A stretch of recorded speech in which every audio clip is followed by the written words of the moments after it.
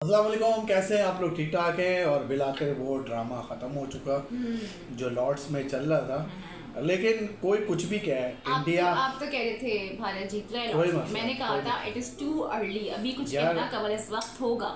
यार test match का मज़ा था। ठीक है, इंडिया ने गलती करी, मानते हैं। ठीक है, भारत ने बहुत ज़्यादा गलती करी और वो एक जगह नहीं, वहाँ तो पॉइंटर होने के 10-12 जगह इंडिया की ऐसी जगह थी जहाँ पर इंडिया जीत सकता था। लेकिन यार टेस्ट मैच का मज़ा आया, पसीने छूटे हुए थे वहाँ पे सबके।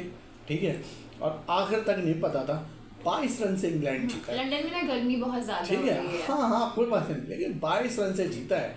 ठीक है, इंग्लैंड के भी हलक में आ गई थी, यानी जीत तो बहुत फिर भी जीत तो गया ना यार। जीत गया, कोई ऐसी बात नहीं है। और इंग्लैंड की टीम को मुबारकबाद देंगे। ठीक है, और इंडियन बॉलरों ने तो अपना काम करा था, लेकिन उनके बैट्समैनों ने काम नहीं करा। शायद उनको ध्यान था कि जसवाल को कि भाई उन्होंने फील्डिंग पे नाचना है और ये करना है वो करना है। नहीं तो यहाँ भी यही मसला हो गया ना, कंसिस्टेंसी नहीं आ रही बैट्समैन की। एक टेस्ट में परफॉर्म करते हैं, सेकंड में परफॉर्म नहीं कर रहे हैं। जोफ्रा आर्चर ने जो 3 विकेटें निकाली, आई थिंक वहाँ से गेम काफ़ी टर्न हो गया। बिकॉज जब मैच शुरू हुआ था तो गालिबन 158 रन चाहिए थे if I am not wrong. और लेकिन उसके बाद जब 3 विकेटें गिरी बैक टू बैक तो फिर जाहिर है चांसेस आपके कम होते गए। इस मैच के बाद लोग फिर एक आवाज़ उठा रहे हैं इंडिया में सोशल मीडिया पर कि यार क्यों नहीं है विराट कोहली।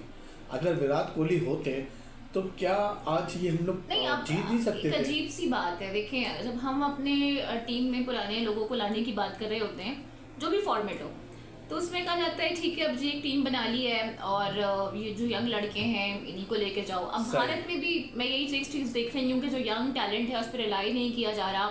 जीत रहे हैं या हार रहे हैं ये भी देखें कि एक नई टीम बनी है, पुराने ही याद आ रहे हैं, चाहे वो फिर विराट हो चाहे फिर वो रोहित शर्मा हो, शिद्दत से उनको याद किया जा रहा है। और फिर दोनों कप्तानों को लिया जा रहा है। ठीक है, बेन स्टोक का कोई उससे शुभमन गिल से कोई मुकाबला नहीं है, लेकिन बेन स्टोक की जो इस टेस्ट में अगर परफॉर्मेंस देखें, 44 रन बनाए, 33 रन बनाए, लेकिन फिर 3 विकेटें ली और 2 विकेटें ली, तो ऑलराउंड परफॉर्मेंस थी। इनकी एक विकेट पे तो काफी कंट्रोवर्सी हुई है ना, आई थिंक केएल राहुल की जो विकेट थी, हाँ उसके बारे में गावस्कर ने भी कुछ कहा है, पॉइंट रेस किया है उन्होंने, क्योंकि वो आई थिंक जो कहने हैं कि डीआरएस ने कैसे बॉल की ट्रैजेक्टोरी को डिफाइन कर दिया, काफी नाला हुए हैं। फिर उनके बराबर में जो उनके साथी बैठे थे, ताल्लुक उनका इंग्लैंड से था, उन्होंने काफी हद तक उन्हें कूल डाउन किया है। आज कूल डाउन तो कह रहा है, लेकिन आपको नहीं लग रहा इंग्लैंड वहां नहीं हार गया था जहां वो कह रहा था हम 1 ओवर नहीं खेलेंगे, हम 2 ओवर नहीं खेलेंगे, कुछ मसला हो रहा है जहां उनकी टांगे का यार वो जो भी बात है, लेकिन जब ये चीज आती है ना, इंग्लैंड वॉन बाय 22 रन, तो फिर बात खत्म जो भी हो, लेकिन टेस्ट मैच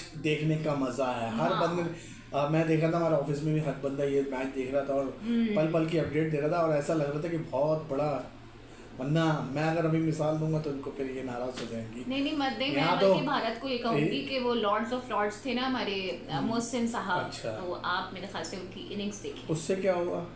शायद थोड़ी मोटिवेशन आ जाए ना इन लोगों के अंदर। पिछले टेस्ट में शुभमन गिल भी मार चुका है। नहीं, लेकिन वो लॉर्ड्स में नहीं हुआ था ना, फिर भी तो क्या लॉर्ड्स में इससे पहले जो इंडिया शायद 21 में खेला वो तो जीता था इंडिया। यार अभी 25 की बात करो, आप 78 में 21 को छोड़ दो, 21 को छोड़ दो। ठीक है, मोहसिन भाई की अच्छी इनिंग थी, हम ये नहीं कह रहे कि मोहसिन भाई की अच्छी इनिंग नहीं थी, लेकिन इस मैच में भी आपको बहुत सी अच्छी चीजें मिलेंगी, जैसे जडेजा की है। बहुत अच्छी चीजें तो नहीं कह सकते आप, क्यों जडेजा की स्पेलिंग वो नहीं देखोगे आप, जो उसकी इनिंग थी 72 रन की। और शुभमन गिल ने पता नहीं क्या खेला, लोग काफी क्रिटिसाइज कर रहे हैं उनको कि क्या करे, समझ नहीं आता, 16 रन बना के आउट हो गए। टीम इतनी मुश्किल में है, कप्तान ऐसे शॉट खेल रहे हैं कि खुद ही इतने कंफ्यूज्ड हैं, तो ये आप नहीं कहें कि इसमें बहुत अच्छी चीजें थी। मैं पहले जो अच्छी चीज है मैं वो कहूंगा जो हमारे टॉप खिलाड़ी भी माजरत से नहीं कर पाएंगे।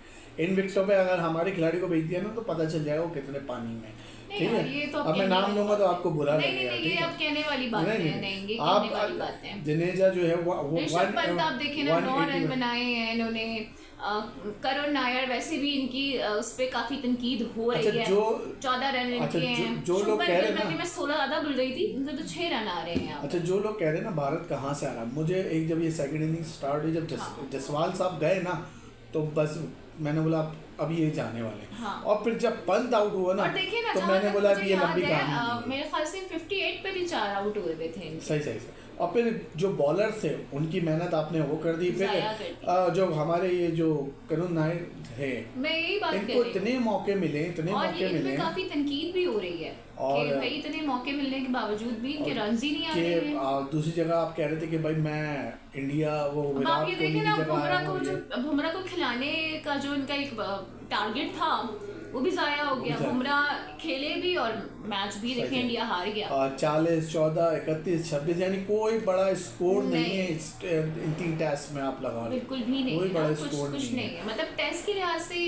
40 31 रन तो और मुझे नहीं लगता कि भाई अब ये इनको चौथा टेस्ट मिलेगा। और फिर लोगों को अब सरफराज भी याद आ गया इंडिया के, भाई सरफराज क्यों नहीं है, आप इनको चांस दे रहे हो क्या?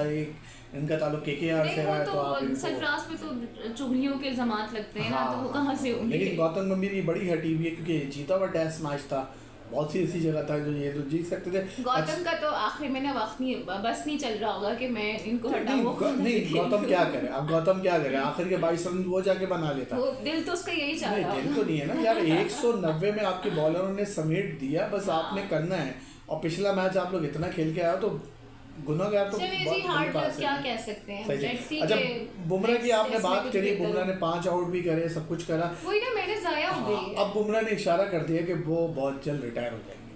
ओह हाँ, तो अब जाहिर है उनके साथ मसाइल हैं। देखें आपको पता ही है कि उनका जो शोल्डर है, बैक है, इसमें बार बार इंजरी की शिकायत होती है। और जाहिर है अगर वो सारा एफर्ट अपना टेस्ट में ही लगा देंगे तो लीग्स भी तो खेलनी है ना उनको, फिर T20 क्या करेंगे फिर उसके लिए? अब देखो ना, सुंदर की जो 4 विकेटें थी वो भी किसी काम की नहीं आई, उनकी बैटिंग भी नहीं आई। जो बॉलर की एफर्ट थी वो तो बैटर्स ने जाया कर दी, इसमें तो कोई दो राय अच्छा, नहीं। एक जो इंग्लैंड को फर्क पड़ा इस मैच का, आचर के वापसी से बहुत पड़ा है। और मतलब मैं कहती हूँ कि पड़ा होगा, लेकिन अभी नहीं बहुत पड़ा है, बहुत पड़ा है। जोफ्रा आर्चर ने भी तो तहस नहस और किया है इनकी बैटिंग। दूसरी बात ये कि शुभमन गिल पे बहुत तनकीद हो रही है, वहाँ पे उनकी कैप्टनसी को लेकर बहुत तनकीद हो रही है। कैप्टनसी को भी नहीं, और फिर उनकी बैटिंग अप्रोच को भी। आप शॉट सिलेक्शन देखें उनकी, यानी आपने पिछला मैच मेरे ख्याल से अगर दोनों इनिंग मिला तो 400 रन था आपका, इस मैच में मेरे ख्याल से आपका 25 रन भी नहीं था, 16। मतलब ये इतना जो डिफरेंस आ रहा है ना, ये नहीं आना चाहिए। एक अच्छे बैटर की निशानी ये होती है कंसिस्टेंट नजर आए।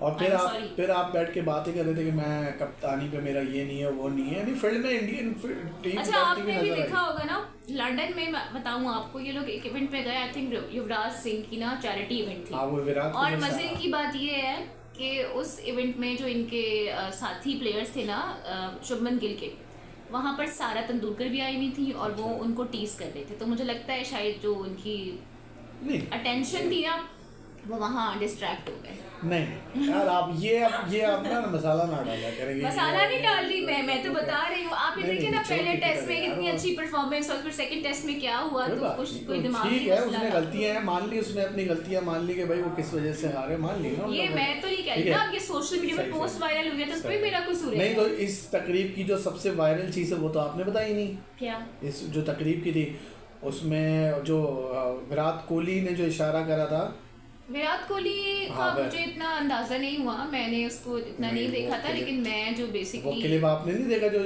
उससे इशारे से पूछा विराट कोहली से कि आपकी वाइफ कहाँ है और आपके बच्चे कहाँ हैं, तो उसने इशारे से बोला अच्छा तो वो बड़ी वीडियो वायरल चल रही है उसकी। ओके। फिलहाल हम यहाँ इस टॉपिक को एंड करते हैं और आपसे पूछते हैं कि कौन है भारत की शिकस्त का जिम्मेदार, कौन है वो गुनाहगार जो लॉर्ड्स में जिसकी वजह से लॉस्ट हुआ।